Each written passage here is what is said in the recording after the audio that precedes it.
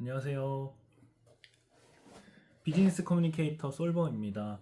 어, 최근에 제가 이제 비즈니스 주제로 또는 아니면 독서, 경제 경영 관련된 얘기들을 좀 꾸준히 채널을 통해서 뭔가 얘기를 해보고 싶은데요. 이게 마땅한 주제를 하나하나 선택해서 할 수도 있고, 그때그때마다 생각나는 거요. 아니면은 저희 사실 저희 독서들 많이 하잖아요. 좀 성장에 관심 있고 이러신 분들은 그래서 책과 관련된 얘기를 좀 해보면 어떨까 싶어요. 그래서 오늘은 어, 제가 최근에 읽었던 다시 읽은 좋은 기업을 넘어 위대한 기업으로라는 그 책을 어, 간단하게 한번 리뷰해보는 걸로 시간을 가지려고 합니다. 음, 짐 콜린스라는 분이 어,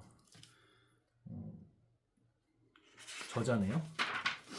이게 책이 나온 지 벌써 한 2001년, 2002년 정도 된 책이에요. 근데 이게 20년 동안 그 아마존 경제경영 베스트셀러, 그리고 뉴욕타임즈, 월스트리트 저널 밀리언셀러, 뭐 이런 그 타이틀을 가지고 있더라고요. 무슨 이제 이유 때문에 20년이 넘도록, 사실 경제 경영이나 경영 쪽이나 경제 쪽은 사실 트렌드를 좀 많이 따라가거나 관심 있는 분들이 많아서 이게 과연 지금도 통할 얘기인가 싶긴 했거든요. 그러니까 보통 이제 그렇게 생각하시는 분들 많고, 근데 되게 본질적인 핵심적인 그 이론이나 아니 법칙 같은 거라고 해야 될까요? 이제 그런 것들은 시대를 이제 불문하고 적용되는 경우가 많아요. 저희 왜 마케팅 쪽에서 마케팅 불변의 법칙이라던가, 아니면 뭐 시대를 관통하는 뭐 마케팅적인 뭐 4P, 뭐 3C, 뭐 패스트, 스왓 분석 이런 것들 있잖아요. 사실 어떻게 보면 프레임워크이거든요. 인간이 어떤 경영을 하기 위한 사고 틀이라고 볼 수도 있는데, 그런 것들은 본질적으로 달라지지는 않는 것 같아요. 그리고 인간의 역사는 결국 반복된다, 뭐 이런 것도 있잖아요. 역사는 결국 반복된다. 그래서 과거 역사를 보고 반성하거나 뭐 반추할 줄 알아야, 그걸 통해서 깨달을 줄 알아야 이제 앞으로의 일도 뭐 이제 잘 대응할 수 있다, 뭐 이런 뭐 여러 가지 뭐 인문학적인 사회적인 논리들이 있잖아요. 그런 게 결국 통용되는 것 같아요. 좀 다른 길로 샜는데 결국에는 그런 이제 의문을 가지실 수 있는 분들은 이게 과연 뭐 20년 전에 쓴 책인데 과연 지금은 적용돼 있어라고 하는 생각하실 수 있는 분들은 충분히 그렇지 않을 수도 있다, 본질적인 부분이 존재한다라고 이해해 주시면 좋을 것 같아요. 저도 이제 다시 또 이제 이 책을 읽고서는 그런 생각을 좀 다시 하게 됐거든요. 자, 이 책의 내용들은 좋은 기업을 넘어 위대한 기업으로 뭐 이런 얘기들인데, 과연 그냥 우리 주변에 보면은 되게 좋아 보이는 회사들 있잖아요. 복지도 좋고 아니면은 그냥 뭐 일하기 편하고 뭐 그런 회사들도 있고요. 그런데 위대한 기업과 그냥 좋은 기업들, 그냥 그저 그렇게 이제 유지해 나가는 기업들의 차이점은 과연 무엇일까라는 거를 데이터 분석을 통해서, 기업 경영 데이터 분석을 통해서 경영진들의 어떤 뭐 사고 이런 것들을 통해서 좀 공통적인 부분을 발견해낸 책이라고 보시면 될 것 같아요. 음, 단순히 좋은 회사랑 이제 이제 위대한 회사는 과연 어떤 걸까라는 차이에서 시작하게 된 것 같거든요. 그 발상 자체가 일단 좀 굉장히 재밌었고,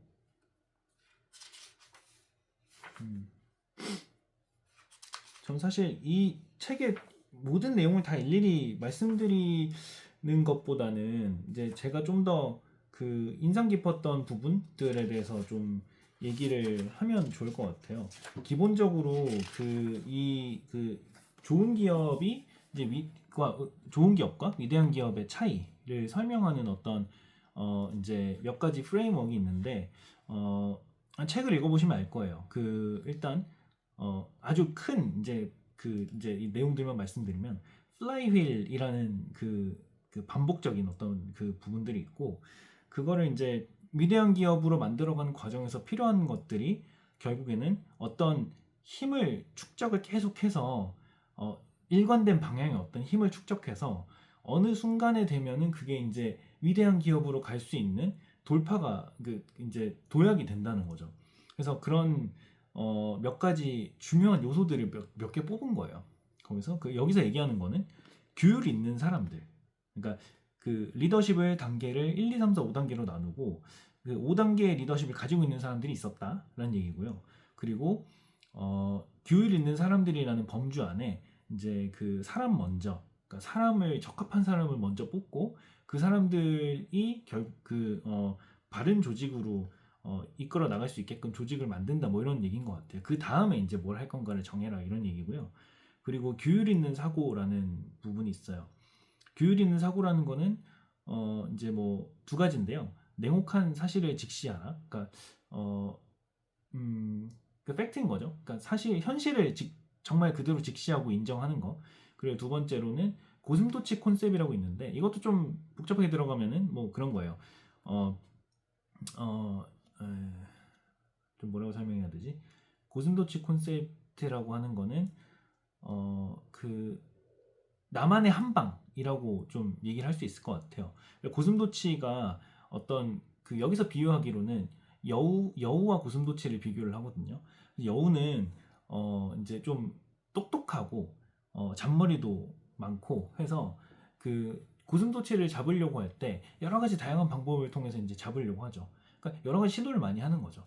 근데 고슴도치는 결국에는 평소에는 그냥 그렇게 가만히 있다가 결정적인 순간에 결정적인 한 방이 있는 거죠. 본인의 몸을 말고 그러니까 평소에는 이제 그 털같이 생긴 털같이 부드러운 거를 이게 쭉 세우면은 침이 되잖아요. 뾰족뾰족한 상대방을 공격할 수 있는. 그렇게 되면 여우는 결국에는 건드리지 못한다는 거죠. 뭐 이런 거기서 이제 착안한 건데 고슴도치 콘셉트라는 건 크게 세 가지인 것 같아요. 첫 번째로는 나만이 최고가 될 수 있는 분야 그리고 역량의 기술 뭐 이런 것들이 무엇인가 최고가 될 수 있는 것이 무엇인가 그리고 두 번째로는 어디에 열정을 가지고 있나 세 번째로는 경제적인 어떤 이제 원동력이 어떤 구조로 경제성 있는 이제 메커니즘이 무엇인가 이 세 가지를 얘기를 하거든요. 그래서 그 세 개가 교집합이 되어야지만 교집합이 되는 부분이 결국에는 이제 성장할 수 있는 나만의 고슴도치가 침을 딱 뽑듯이 세우듯이 할 수 있는 날카로움이 된다는 거죠. 성장의 원동력이 된다는 거고요. 그리고 규율 있는 행동이라는 거는 규율의 문화 그리고 기술 가속 페달이라는 개념이 있어요. 규율의 문화라는 거는 어떤 규율을 갖고 이제 행동하는 어떤 문화가 조직에 정착되어 있어야 된다는 거고요. 그리고 두 번째로는 기술 가속 페달이라는 건데 기술이 나오잖아요. 좀 핵심적인 부분만 얘기하면 될 것 같아요. 기술이 어떤 성장에 있어서 반드시 필요한 어떤 이제 부분은 아니다. 그러니까 기술 때문에 성장했다는 말은 좀 이상하다. 그러니까 적합하지 않다 이렇게 얘기하는 거고요. 그 기술이 분명히 되게 다양한 기술이 있고 그게 회사에 성장하는데 뭔가 도움이 됐을 건데 왜 그렇게 얘기하느냐라는 건데 기술이 도움이 안 됐다는 얘기가 아니라요. 기술 그 자체가 뭔가 성장을 만들었다라기보다는 이미 잘 성장해가고 있는 방향에서 기술은 적합한 어떤 이제 소금만 쳐줬다. 그러니까 가속 페달만 대어준 거다. 이미 속도가 내고 있는 상태에서 가속 페달의 역할만 해준 거다. 이런 개념인 거죠. 그러니까 기술이 전부가 아니다. 이런 얘기를 하는 거예요. 그래서 이 세 가지 규율 있는 사람들, 규율 있는 사고, 규율 있는 행동 이 세 가지를 이제 갖고 있는 조직이 결국에는 이 어떤 한 방향으로 가면서 축적했다가 결국에는 성장으로 도약할 수 있는 이제 힘을 만들어낸다라는 이제 얘기를 하는 거거든요. 되게 인상 깊었어요. 그러니까 사실 어떤 부분에서는 되게 이 경영에 대한 위대한 회사가 될 수 있는 이 경영적인 어떤 부분들 되게 다양한 측면에서 얘기를 분석해 준 것 같고 되게 현실적이긴 해요. 현실적이긴 해서 되게 도움될 부분이 되게 많은데요. 저는 몇 가지 이제 구절들 이런 것들 좀 살펴보면 공유하고 싶은 것들은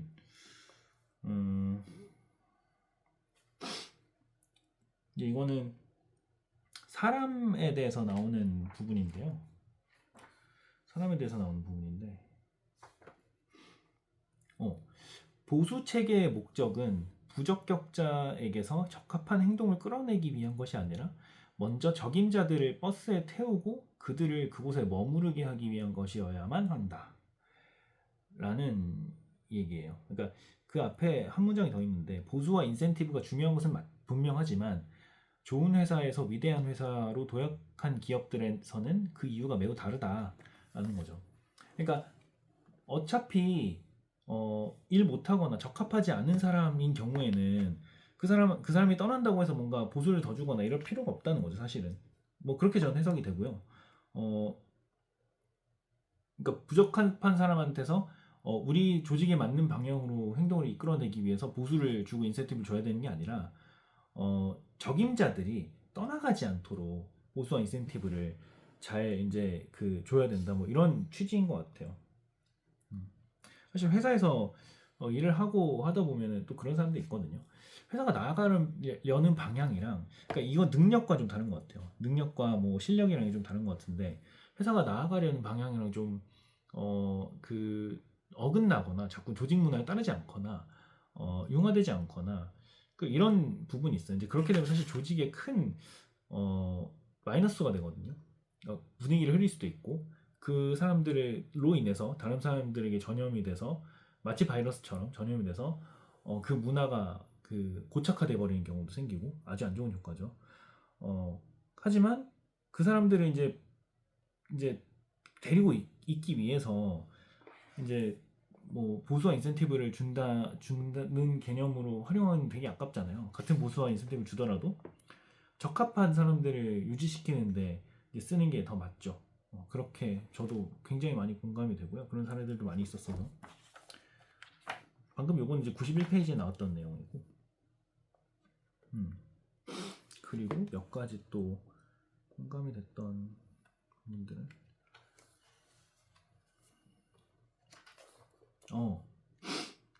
이 사실 이제 사실을 직시하는 거, 현실을 직시하는 거에서 이제 그 부분인데요. 124페이지에 보면 좋은 회사에서 위대한 회사로 도약한 기업들은 두 가지 독특한 형태의 규율이 있는 사고를 보여주었다. 첫째는 이 장의 주제이기도 한데 그 전체 과정에 이제 냉혹한 현실을 불어넣는 것이다. 그리고 두 번째는 단순하지만 깊은 통찰에서 나온 준거 틀을 개발해서 모든 결정에 적용했다는 것이다. 그리고 냉혹한 사실들을 직시하지 않고서는 훌륭한 결정을 연달아 내리는 일이 절대로 불가능하다라는 거죠. 그러니까 여기 책에서도 사실 냉혹한 사실 직시하고 그대로 받아들이고 변화를 깨하고 행동했던 어떤 회사의 사례가 나오고, 비교 기업군으로는 그렇지 않았던, 그러니까 팩트가 분명히 있고 사실이 이제 그렇지만 그걸 직시하지 못하고 아니야 그렇지 않아, 우린 잘하고 있어, 이제 이렇게만 보는 회사들이 있다는 거죠. 이거는 사실 현실에서도 참 많긴 한데요. 저도 여러 조직들 다니면서 좀 어려움을 느끼는 포인트 중에 하나는 이제 현실을 직시하지 않으려고 하지는 않는 것 같아요. 근데 그거를 이제 어떤 회의나 이런 데서 화두로 꺼내는 걸 되게 불편해하는 조직들이 사실 또는 담당자분들이 많더라고요. 그러니까 뭔가 부정적인 여론을 형성하는 것처럼 느껴지나 봐요. 그래서 그냥 좋게만 얘기하려고 하고 그냥 부드럽게만 얘기하려고 하다 보니까 정작 우리가 문제로 보여지는 것들에 대해서는 치열하게 토론할 수는 없죠. 이제 그렇게 돼버리면 처음에는 그냥 그래도 이제 좀 뭐 돌려서 얘기할 수 있지 않을까, 이제 이렇게 생각할 수는 있겠지만, 그게 결국에는 가다 보면은 돌려서 얘기한다는 것이 결국에는 문제의 본질을 얘기하지 못하게 되고 직접적으로 터놓고 얘기하지 못하게 되니까 문제 해결에는 사실 가까워지진 않는 것 같아요. 저는 그런 조직은 빠르게 이제 이 현실 직시를 하기 어려워진다고, 자꾸 멀어진다고 생각을 해서 저는 좀 굉장히 공감이 됐었고요. 그리고 몇 가지 또 페이지들이 있는데, 이게 사실 경영할 때 되게 많이 아니면은 많은 이제 경영과 성장에 대해서 고민하는 분들이 또 되게 고민할 수 있는 포인트들 중인데요. 스톡데일 패러독스라는 게 있어요. 147페이지에 이제 상황이 나오는데, 그러니까 한편으로는 냉혹한 현실을 냉정하게 받아들이면서도 다른 한편으로는 최종 승리를 흔들림 없이 믿었으며 이제 냉혹한 현실을 이겨내고 위대한 회사로 우뚝 서고야 말리라는 맹세를 지켰다. 그러니까 이게 이중성이라고 얘기하는데요. 그러니까 현실은 되게 어렵죠. 어려워서 우리가 지금 능력이 없고 제대로 해낼 성과도 잘 안 나고 하지만 그건 현실이잖아요. 근데 그 이제 우리 이제 어떻게 보면 이상향인 거죠. 그걸 이제 현실로 만들어내는 게 대단한 건데 우리가 대단한 사람 만들어내겠어라는 이제 목표와 꿈을 갖고 가야 된다는 거죠. 현실은 어렵지만 우리가 미래에 대한 꿈을 갖고 가야 된다는 건데 이제 이거를 이게 사실 이중적이잖아요. 현실은 되게 힘들지만 하지만 그렇지 우리는 이제 뭐 미래에 대해서 믿고 있어야 되니까 그게 참 어려운데 이 이중성을 스톡데일 패러독스라고 하더라고요. 이거 되게 중요한 것 같아요, 사실은. 왜냐면 그렇지 않고서는 성장을 만들어내기 어려우니까 150페이지에도 똑같 이게 나오는데 이제 인용문인데요. 그러니까 결국에는 성공할 거라는 믿음, 결단코 실패할 리 없다는 믿음과 그게 무엇이든 눈앞에 닥친 현실 속의 가장 냉혹한 사실들을 직시하는 규율은 결코 서로 모순되는 것이 아닙니다. 라는 얘기가 나오네요. 그러면서 이제 누군가 이렇게 얘기를 했다고 해요. 우린 크리스마스 때까지는 나가지 못할 겁니다. 그에 대비하세요.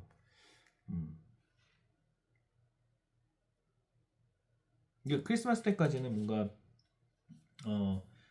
이제 뭔가 성장하고 뭐 할 수 있지 못하겠지만 그건 현실이고 그에 대비하면서 우리는 현실을 계속 맞서 싸워 나가야 되고 하지만 이제 상심하지 않고 그 다음 미래에 우리가 뭔가를 이뤄낼 수 있다는 거를 이 마인드를 갖고 가야 된다는 거지. 이게 사실 탑재하기 쉽지 않은 것 같아요.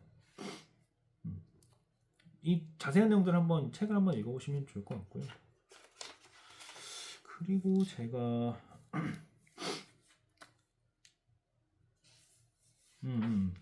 맞아요. 이 그 고슴도치 콘셉트에 대해서 좀 얘기를 하고 싶은데 167페이지에 나오는 내용이거든요.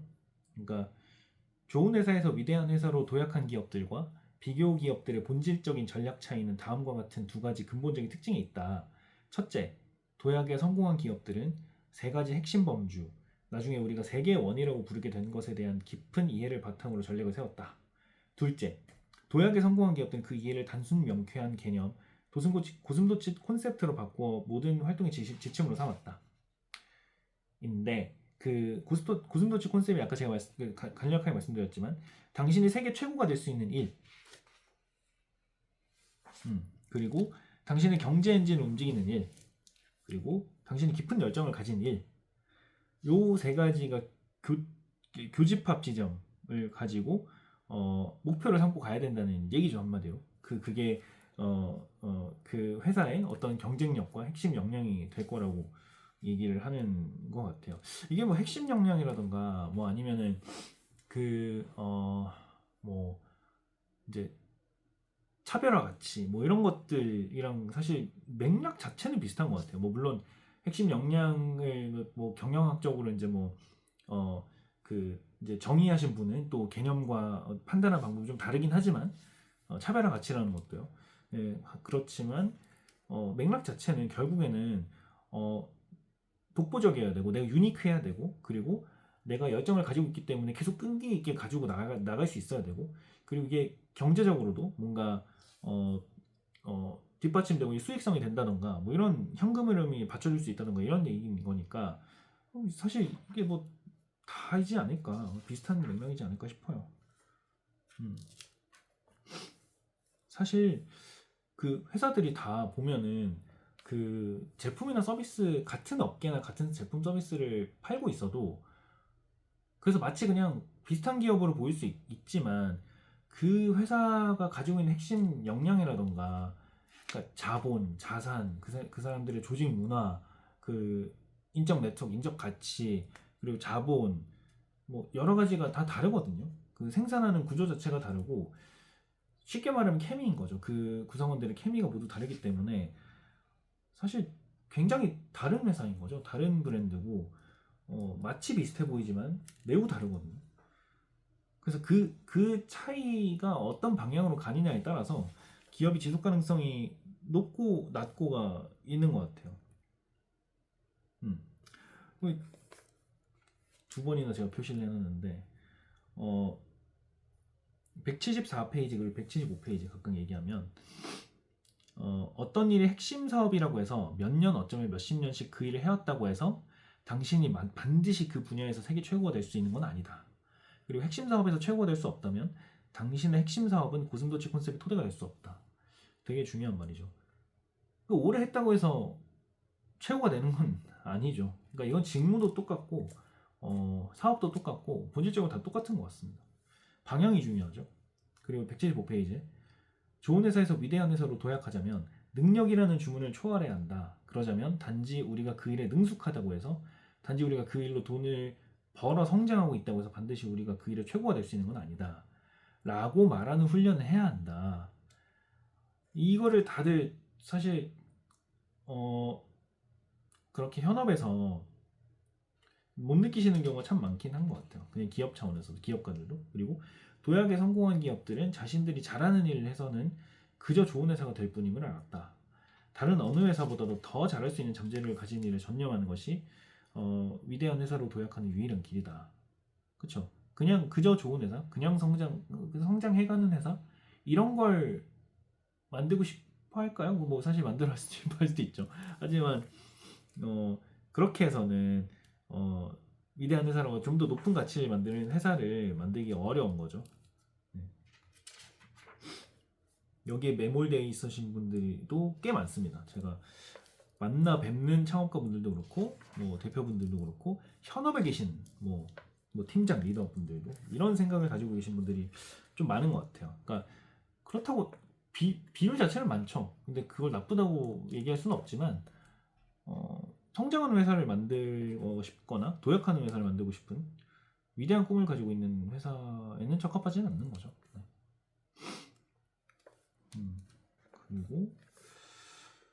그리고 좀 더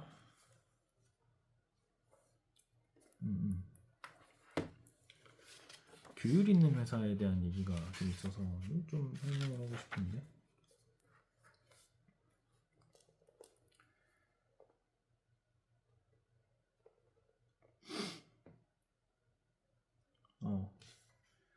213페이지에 이제 규율 있는 사고의 요점이 좀 나오는데 규율 있는 사고에 대해서 뭐 정의가 자체는 이제 뭐 한번 책을 읽어보시면 좋을 것 같고요. 규율 있는 사람이 있는 행동을 다시 이제 규율 있는 사람이 없는 규율 있는 행동은 지속될 수 없고 규율 있는 사고가 없는 규율 있는 행동은 실패의 보증수표다.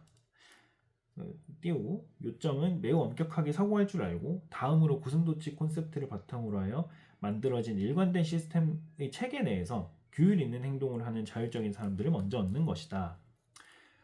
그러니까 자유 매우 중요하고 자율성 매우 중요한데요.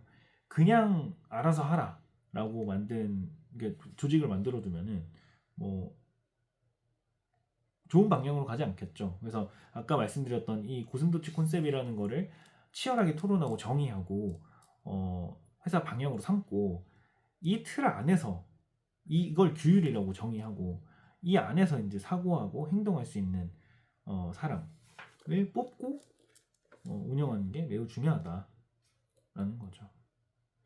215페이지에도 그런 얘기가 있는데 누구나 최고가 되고 싶어 하지만 대부분의 조직들에는 자신들이 무엇에서 최고가 될 수 있는지 그리고 그 잠재력을 현실로 바꾸는 데 필요한 일이라면 무슨 일이든 할 의지가 있는지를 사심없이 명료하게 파악해내는 규율이 결여돼 있다.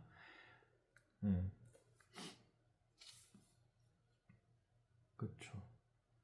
좋은 회사에서 위대한 회사로라는 문제의 답은 상당 부분 바로 신중하게 선택한 분야에서 최고가 되는데 필요한 일이라면 무슨 일이든 하고 그러면서 끊임없이 개선책을 찾아나가는 규율에 있다. 정말 그렇게 단순하다. 그리고 정말 그렇게 어렵다. 말하는 것처럼 단순하지만 어렵고요. 그렇죠.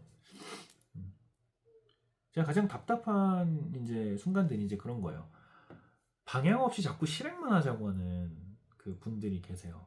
그래서 방향에 대해서 우리가 좀 더 치열하게 토론하고 정의를 해야 된다라고 이제 얘기를 하면 아 그거 너무 추상적인 얘기지 않냐. 그냥 하면 되는 걸이라고 이제 답하시는 분들이 계세요. 네, 네 그러면 이제 이렇게 되는 거죠. 그러니까 규율 없는 사고, 규율 없는 방식, 고슴도치 컨셉이라는 걸 정의하지 않고 여기서 말하는 그냥 되는 대로 하겠다는 의미인 거죠. 그렇게 되면 사실 제 경험에서도 그렇게 해봐야 이제 좋은 결과 나오지 않았지만 계속 이제 헛다리 짚는 거거든요.